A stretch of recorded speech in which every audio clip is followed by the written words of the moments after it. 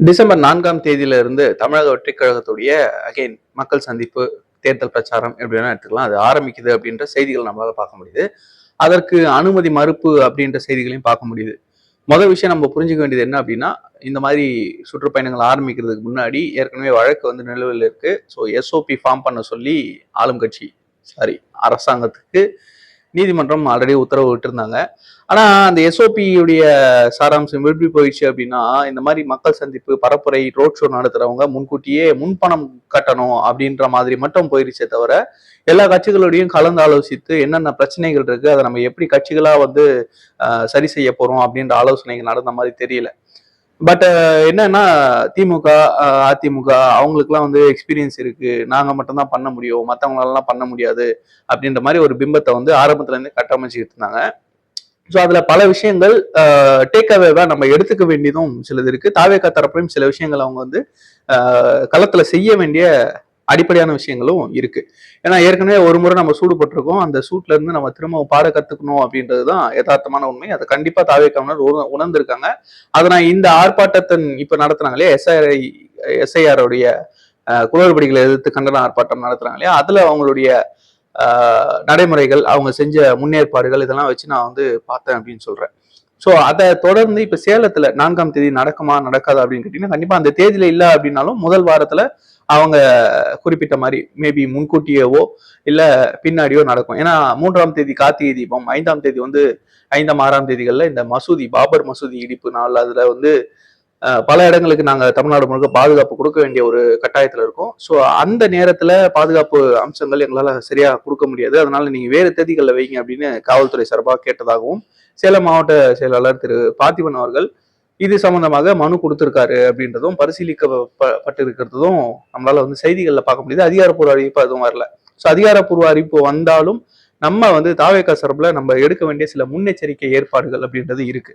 முக்கியமா இந்த எஸ்ஐஆர் எதிர்த்து குளறுபடிகளை எதிர்த்து போராடினப்போ அந்த ஆர்ப்பாட்டங்கள்ல தாவேகாவினர் வந்து அவங்களுடைய தொண்டர் அணியை கொஞ்சம் வலுவா இறக்கி இந்த வாலண்டியர்ஸா வந்து செயல்பட்டுக்கிட்டு இருந்தாங்க அப்படின்றத நான் கண்கூட பார்த்தேன்.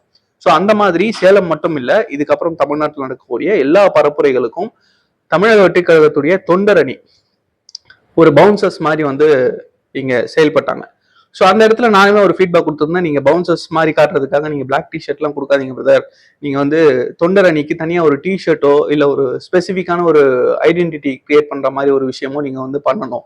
ஏன்னா அவங்க தொண்டர் அணி, அவங்க தான் வாலண்டியர்ஸ், அவங்க உங்களை கைட் பண்ணுவாங்க, அவங்க உங்களுக்கு ஹெல்ப் பண்ணுவாங்கன்றத வரக்கூடிய பப்ளிக்குக்கும் வரக்கூடிய மக்களுக்கும் வந்து அது கண்டிப்பா தெரிய வரணும்.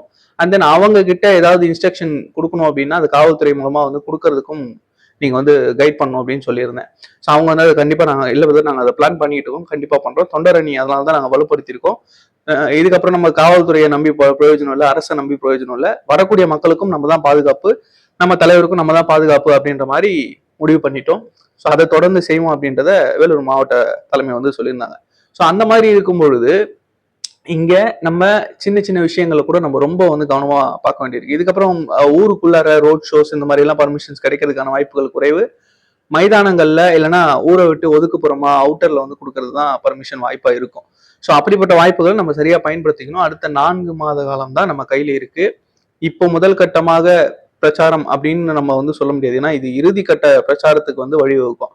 ஒரு ஒரு மாவட்டத்துக்கும் ஒரு முறையாவது விஜயனாவை நம்ம வந்து மக்கள்கிட்ட கொண்டு போய் சேர்க்கணும் அப்படின்னு தாவேக்கா வந்து முனைப்பா இருக்காங்க.